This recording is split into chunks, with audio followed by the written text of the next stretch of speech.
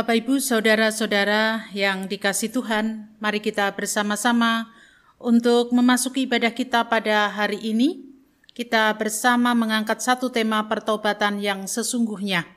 Kita awali ibadah kita dengan satu pengakuan bahwa penolong kita adalah dalam nama Tuhan yang telah menjadikan langit dan bumi.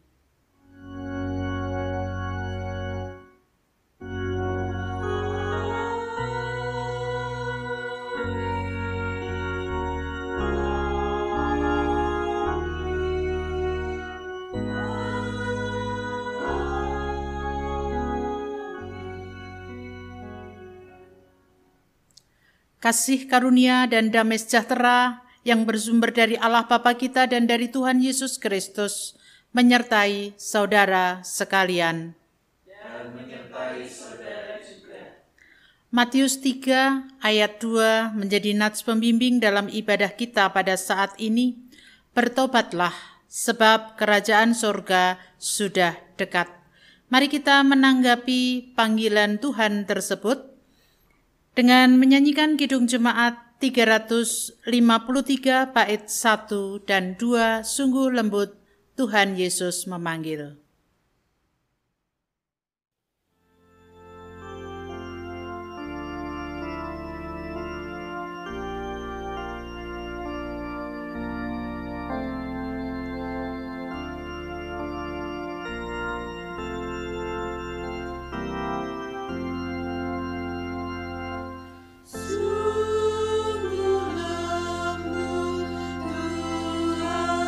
Yesus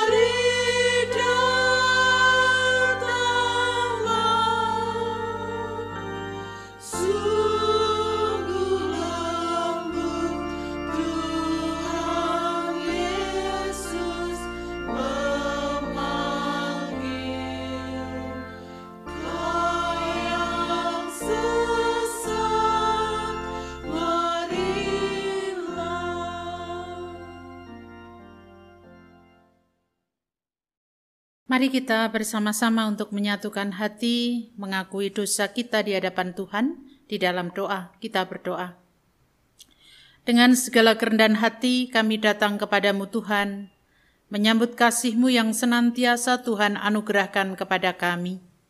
Kami mohon pengampunan karena seringkali kami tidak menyambut kasih-Mu, tidak menanggapi kasih-Mu dengan baik, sehingga apa yang kami lakukan dalam kehidupan kami justru bertolak belakang dengan kasih Tuhan. Ampuni ya Tuhan tutur kata kami, tindakan kami, dan angan kami yang tidak berkenan di hadapan-Mu. Inilah doa kami, dalam nama Tuhan Yesus kami berdoa. Amin. Kita bersama-sama hendak menyanyikan Kidung Jemaat 144B bait 1 dan 2.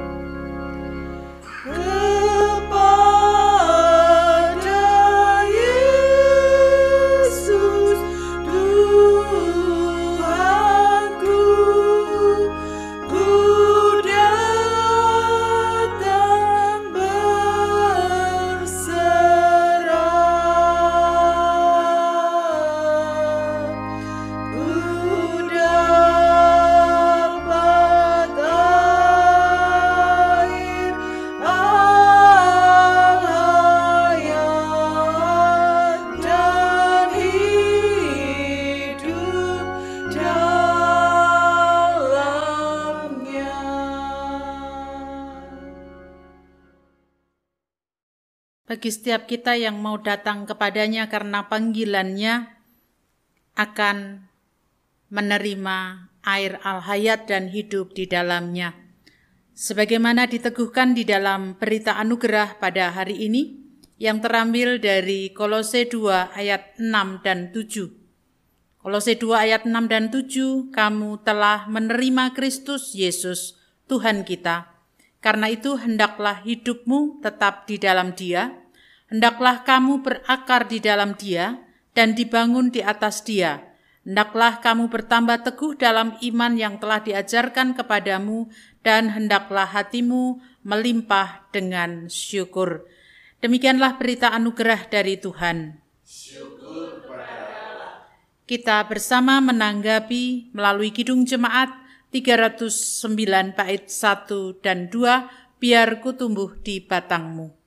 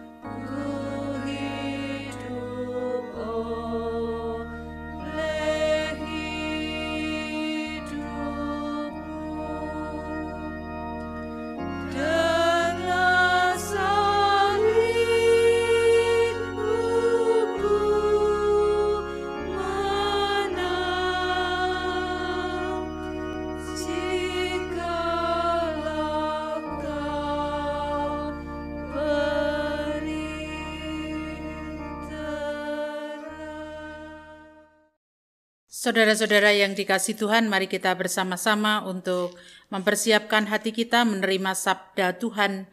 Terlebih dahulu kita berdoa.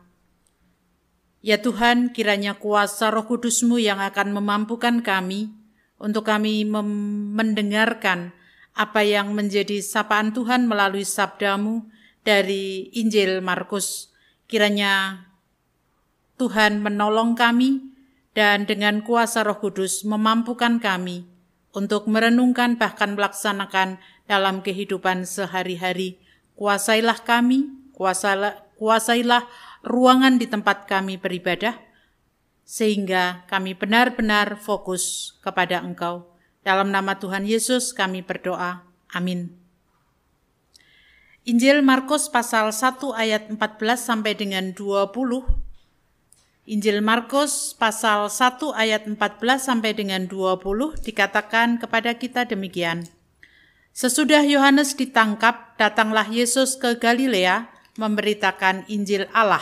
Katanya, saatnya telah genap, kerajaan Allah sudah dekat, bertobatlah dan percayalah kepada Injil. Ketika Yesus sedang berjalan menyusur danau Galilea, Ia melihat Simon dan Andreas, saudara Simon. Mereka sedang menebarkan jala di danau sebab mereka penjala ikan.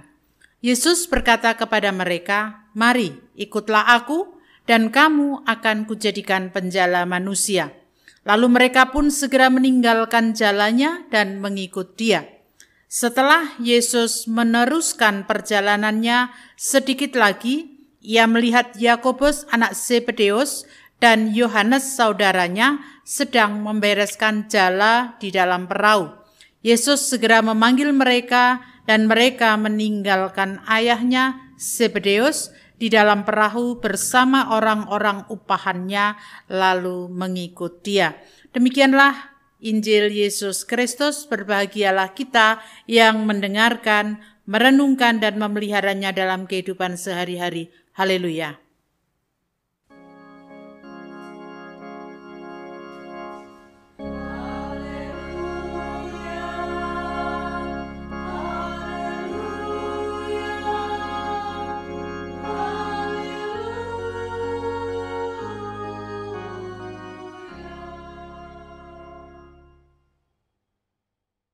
Bapak Ibu Saudara yang dikasihi Tuhan, dalam kehidupan kita tidak asing lagi dengan kata pertobatan.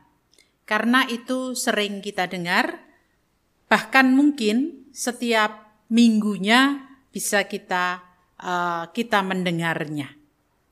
Nah, apa sebenarnya arti kata tersebut?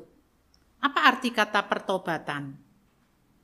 Dalam bahasa Yunani, pertobatan itu berasal dari kata metanoia. Mungkin pernah ya kita membacanya metanoia.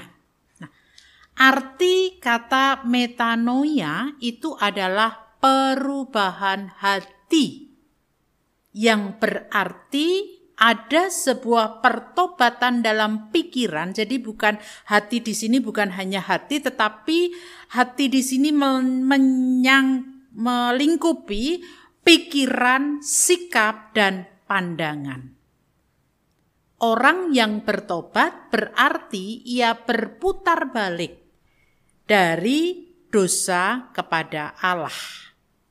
Jadi hidupnya tidak lagi berpusat pada dirinya sendiri, tidak lagi berpusat pada duniawi, hal-hal duniawi, tetapi berpusat pada Kristus. Nah, itu arti dari kata metanoia, perubahan hati yang diikuti dengan pikiran, sikap, dan pandangan. Pertobatan dalam satu sisi adalah pilihan hidup seseorang. Jadi, orang mau bertobat itu menjadi pilihan.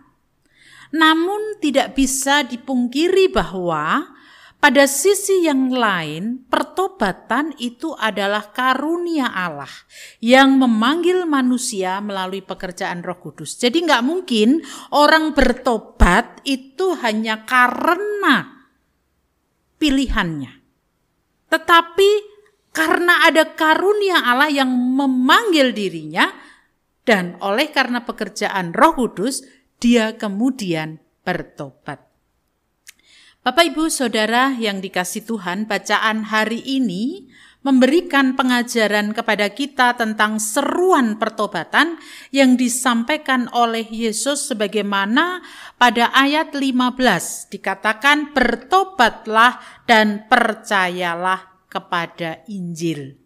Nah, seruan ini, berita ini sampai juga kepada Simon dan Andreas yang pada waktu itu sedang menjala ikan di danau. Nah, ketika Yesus melihat mereka, Yesus kemudian memanggil mereka untuk mengikut dia dan akan dijadikan penjala manusia, tidak lagi menjadi penjala ikan. Hal yang sama juga terjadi pada Yakobus dan Yohanes yang pada waktu itu mereka sedang membereskan jala mereka. Nah, atas panggilan tersebut, panggilan Yesus kepada 4 orang yang kesehariannya beraktivitas menjadi penjala ikan, dipanggil Yesus untuk mengikut Dia. Pilihannya adalah memutuskan untuk meninggalkan aktivitas kesehariannya dan kemudian mengikut Kristus. Artinya apa? Artinya ketika mereka dipanggil, ikutlah aku karena kamu akan menjadi penjala manusia.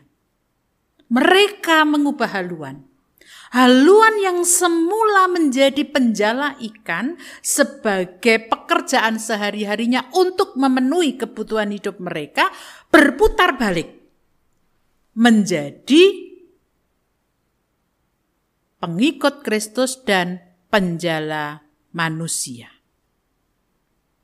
Dan ketika itu diputuskan, berarti mereka tidak lagi memikirkan dirinya dari mana mereka akan makan.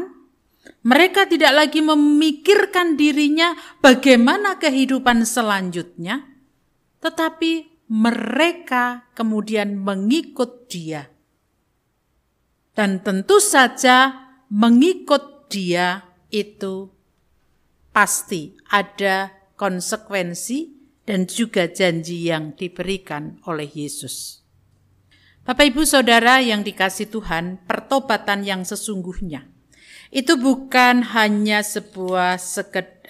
bukan sekedar merespon panggilan lalu kemudian bertobat dalam sebuah ritual keagamaan, tetapi pertobatan yang sesungguhnya adalah berbalik haluan dari memikirkan diri, dari memikirkan duniawi, dari kehidupan mengikuti apa yang dipikirkan, apa yang diinginkan, menjadi mengikuti apa yang dikehendaki Yesus dalam sebuah kehidupan konkret yang kemudian panggilan itu, kalau kemudian dia mengikut Yesus, berarti diikuti dengan percaya. Nggak mungkin orang mendengar kemudian, oh ya aku memutuskan, tanpa percaya lalu kemudian dia mengikut Yesus. Tidak mungkin. Ada unsur percaya dan kemudian mengikut Yesus. Dan ketika mereka mengikut Yesus, berarti mereka mengutamakan Dia. Mereka mau mengutamakan Dia, mereka mau belajar dari Dia, mereka mau belajar tentang ajaran Dia, mereka mau belajar tentang pelayanan Dia, mereka mau belajar tentang kehidupannya. Jadi mengutamakan Yesus di atas segalanya. Itulah yang menjadi keputusan mereka. Buktinya mereka meninggalkan pekerjaannya dan tidak lagi memikirkan apa yang di belakangnya, melainkan maju berjalan bersama dengan Yesus. Itulah pertobatan yang sesungguhnya terjadi atas 4 orang yang dipanggil oleh Yesus mengikut Dia. Ibu, Bapak, Saudara yang dikasihi Tuhan, bacaan hari ini mengingatkan kepada kita bahwa pertobatan di hadapan Tuhan bukan sebuah ritual atau ungkapan, tetapi merupakan sebuah sikap dan tindakan yang konkret. Pertanyaannya adalah ketika kita sudah bertobat, apakah kita mau mengutamakan Dia dalam segala hal? Enggak mudah, Bapak Ibu Saudara. Kenapa? Karena ada begitu banyak kesibukan kita duniawi yang kadangkala kita melupakan Dia. Yang harusnya segala sesuatu kita dasarkan pada Dia. Bangun tidur, pokoknya bangun lalu kemudian mengerjakan pekerjaan-pekerjaan yang harus dilakukan, lupa bahwa segala sesuatu yang akan dilakukan itu harus didasarkan pada kasih Allah yang dicurahkan kepada kita. Lupa membangun komunikasi. Hanya sekedar meluangkan waktu 5-10 menit berdoa. Tidak mudah. Ketika kita sedang menghadapi masalah, bukan kita mencari jalan keluarnya, tetapi datang dulu kepada Dia. Itu pun juga tidak mudah. Karena yang sering terjadi adalah pikiran kita yang bekerja, lalu kemudian apa yang harus kita lakukan, solusi apa yang harus kita cari, bukan datang kepada Tuhan. Tuhan, mohon berkat-Mu untuk permasalahan yang sedang saya hadapi supaya ada solusinya. Kalau kita mau jujur, tidak mudah mengutamakan Dia dalam segala hal. Belajar dari kehidupannya. Kita sudah menjadi pengikut Kristus bertahun-tahun, bahkan berpuluh-puluh tahun. Tapi apakah kita terus belajar untuk hidup seperti ketika Yesus hidup di dunia? Dalam kesederhanaannya, dalam kepeduliannya, dalam sikap di mana Dia juga menyisihkan waktu untuk bergumul bersama dengan Sang Bapa. Tidak mudah juga. Mengapa? Karena kehidupan dunia seringkali mempengaruhi kita, sehingga kita bukan ingin hidup sederhana, tetapi hidup mengikuti dunia. Karena apa? Kesuksesan biasanya dilihat dari sebagaimana yang biasanya terjadi di dunia. Gak mudah kan? Belajar dari kehidupan Yesus. Kalau boleh saya mencoba untuk membahasakan dalam bahasa saya, Yesus itu seperti orang jalanan yang tidak, kalau di Alkitab dikatakan untuk meletakkan kepalanya saja tidak punya. Lah kalau untuk meletakkan kepalanya saja tidak punya, berarti memang dia tidak punya tempat tinggal. Hidupnya berjalan, melakukan apa yang harus dikerjakan untuk kebaikan manusia, untuk kedamaian manusia, untuk keteduhan hati manusia dan lain sebagainya. Artinya apa? Artinya yang dia lakukan itu untuk umat manusia. Dan kita sebagai pengikutnya berarti kita harus belajar dari apa yang dilakukan oleh Yesus. Kesederhanaannya, kepeduliannya, empatinya. Dan itu yang harus kita kerjakan. Tidak berfokus pada diri sendiri. Lawang saya saja belum begini kok, bagaimana saya bisa melakukan itu? Ya kalau kita masih seperti itu, kita tidak akan bisa melakukan sebagaimana yang dilakukan Yesus. Tapi ketika kita mau ikut, aku mau ikut apa yang menjadi kehidupan Yesus. Kita akan dimampukan. Oleh karena itu Bapak Ibu Saudara, mari pertobatan yang sesungguhnya itu bukan hanya sekedar sebuah ungkapan atau ritual, tetapi itu justru tercermin dalam sikap kehidupan kita. Bagaimana kita bisa disebut sebagai pengikut Kristus, tetapi hidup kita tidak sesuai dengan apa yang diajarkannya. Mari kita wujud menyatakan pertobatan yang sesungguhnya melalui sikap dan tindakan kehidupan kita sehari-hari. Amin. Saat teduh bagi kita semuanya.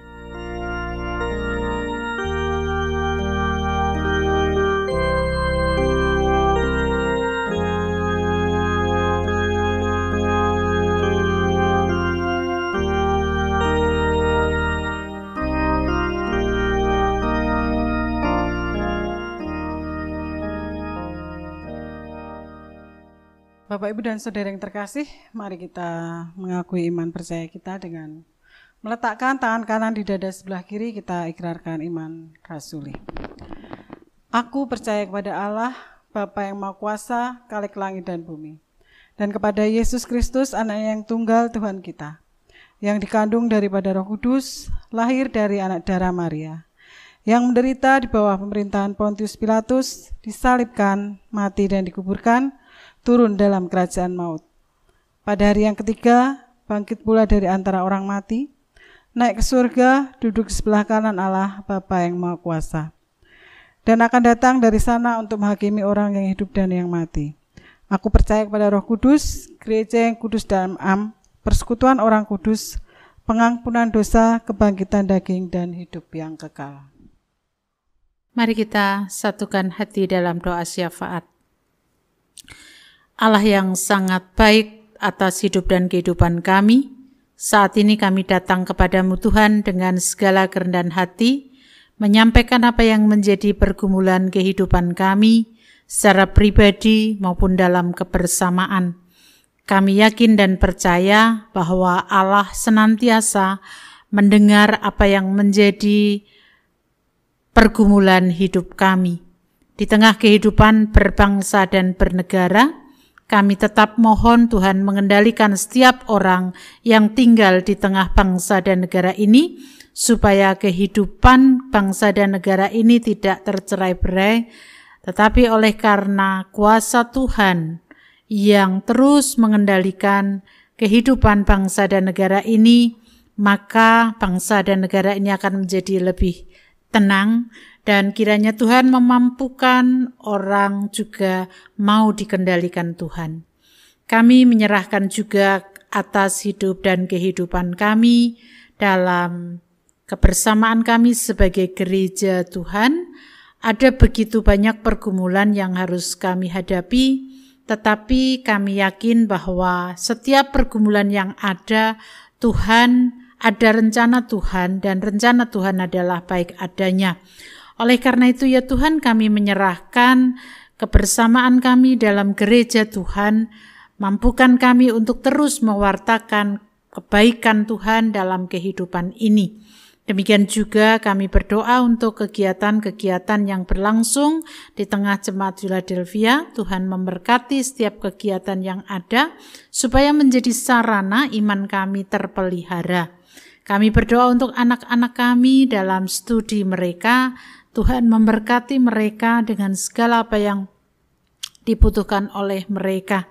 Demikian juga kami berdoa untuk setiap orang yang mengalami sakit penyakit dan membutuhkan pemulihan kesehatan, atas diri Bapak Suratijo, Bapak Nugroho Tri Asmantio, Mas Tias Prasetyo, Bapak Yusak Widya Pranawa, dan juga saudara-saudara kami lain yang membutuhkan pemulihan.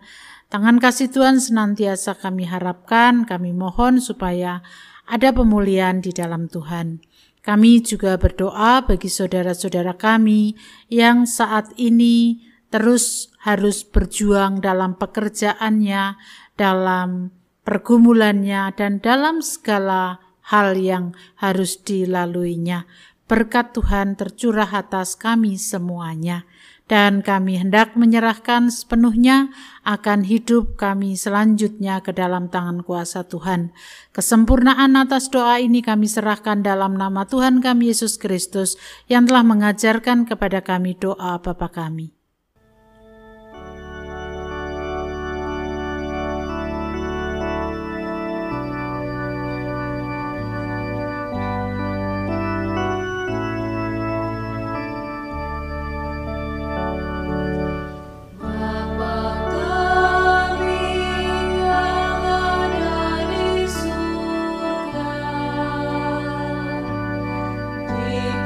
Dikuduskanlah nama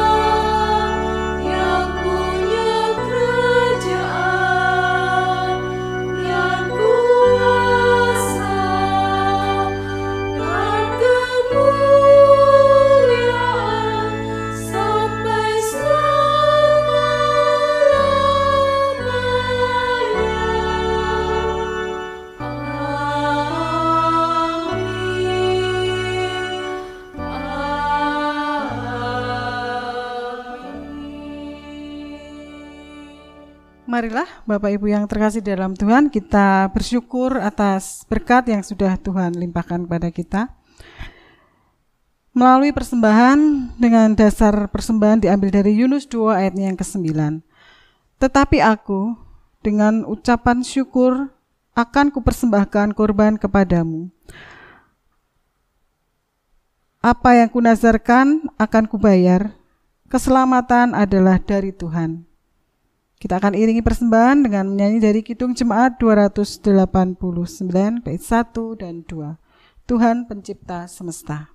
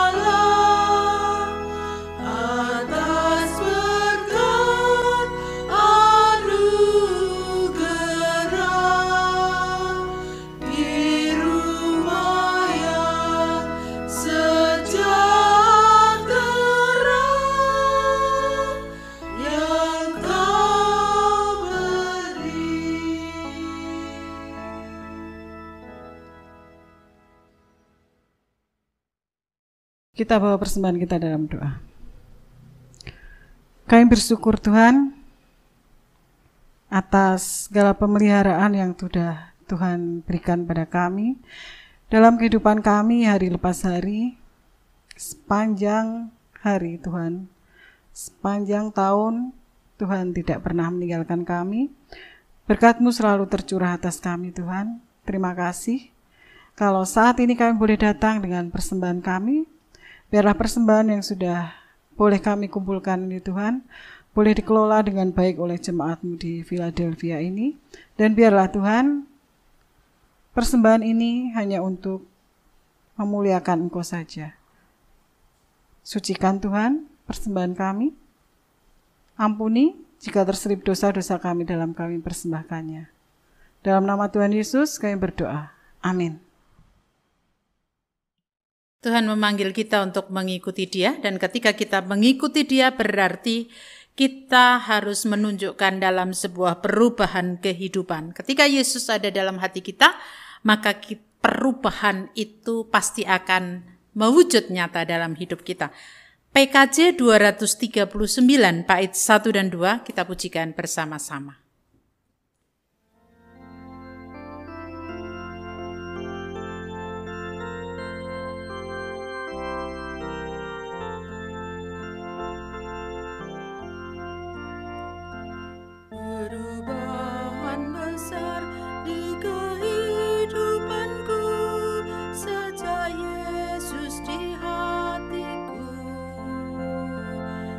Jiwaku bersinar terang.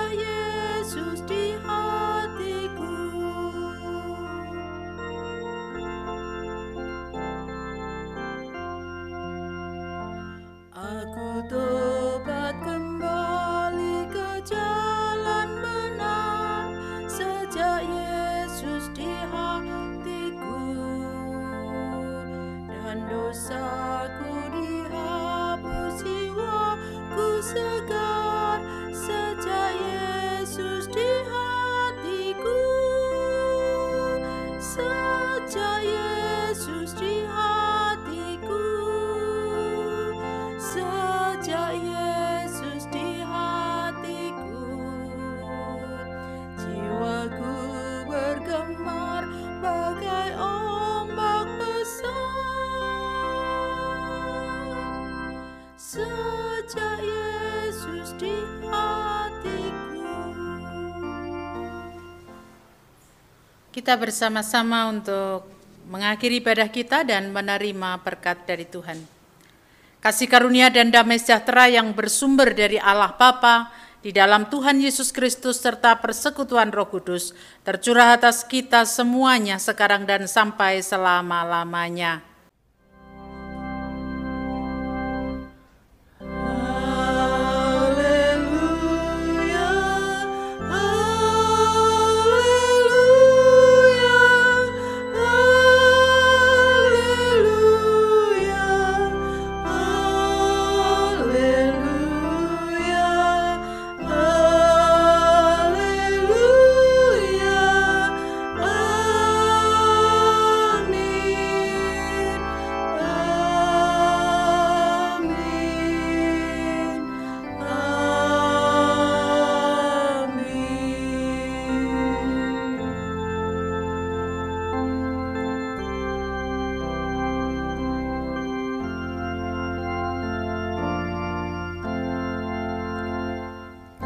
Kasih Tuhan